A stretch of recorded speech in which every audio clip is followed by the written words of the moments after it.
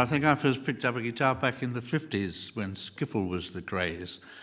And me and my mates used to have a little skiffle group and go around to the woodyard and play our guitars. We called ourselves the Black Cats. And we used to like to play the stuff that was in the hit parade as best we could. And of course it was tunes like Cumberland Gap and Rock Island Line. And we had a lot of fun and we all strummed away.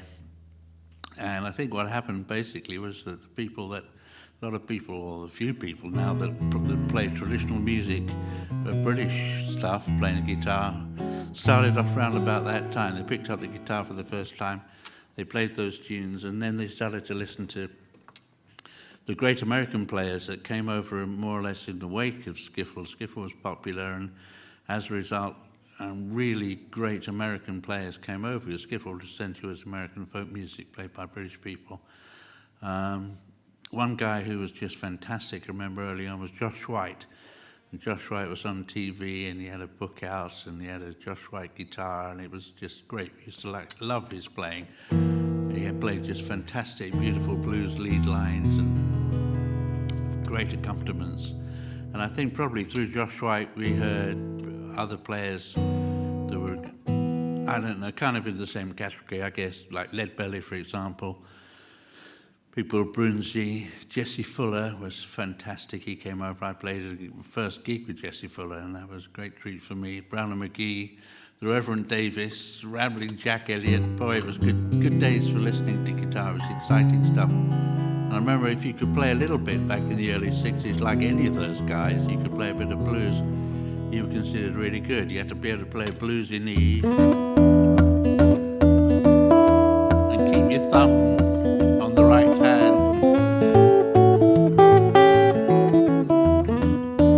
Damp down on the bass. Yeah.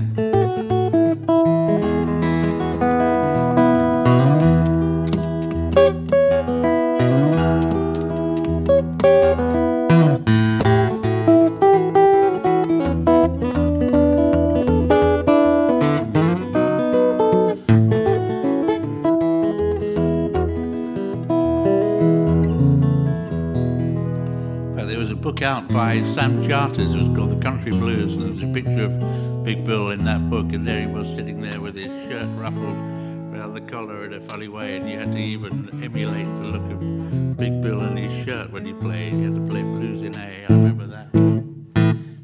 With the old damp thumb going down the whole time.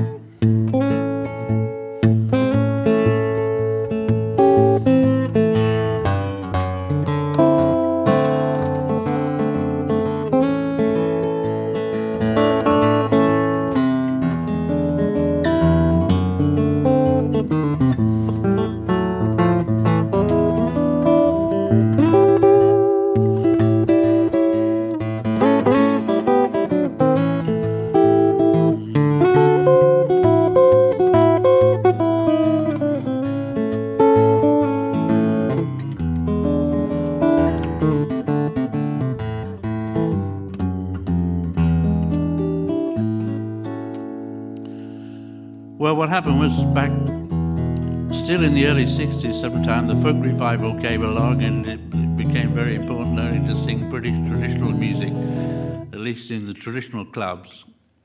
So the guitar wasn't really welcome. And that style anyway, of course, doesn't really fit the old tunes very much.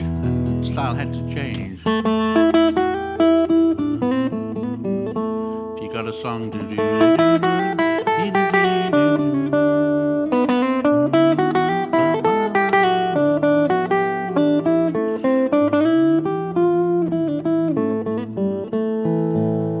needs a totally different approach to the blues.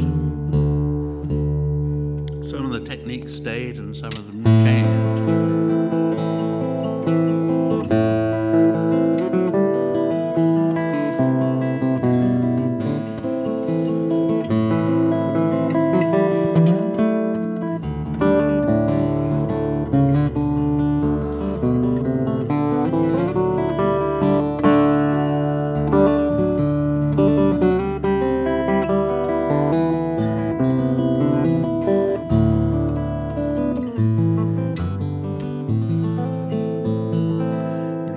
approach was going to follow the song a lot closer.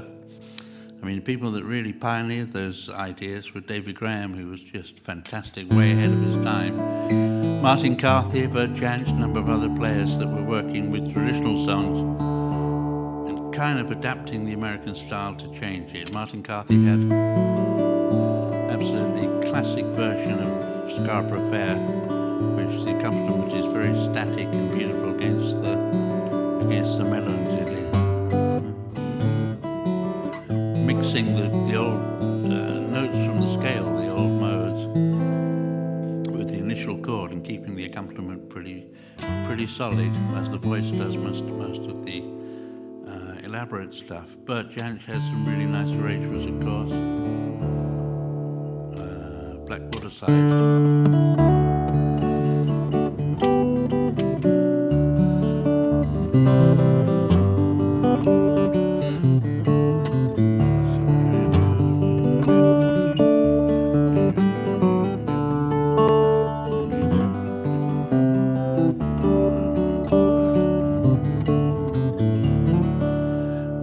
Whatever Bert was playing, there was like a rolling accompaniment, and it was against the melody, and it followed the actual flow of the melody. So the melody gave the guitar a lot of really nice figures that later went into actual playing tunes. David Graham actually came back from Tangiers with a new tuning, which he called Dadgad, D-A-D-G-A-D. And that opened up the whole possibility of using the guitar to accompany those old songs. It really was a step away from blues playing, step away from trying to play in a set key with chords even. It just opened up the drone possibilities. It was just ideal. The first tune I think I heard David playing was because She Moved Through the Fair, and it was an Irish traditional song. And he made a record of it, and it was...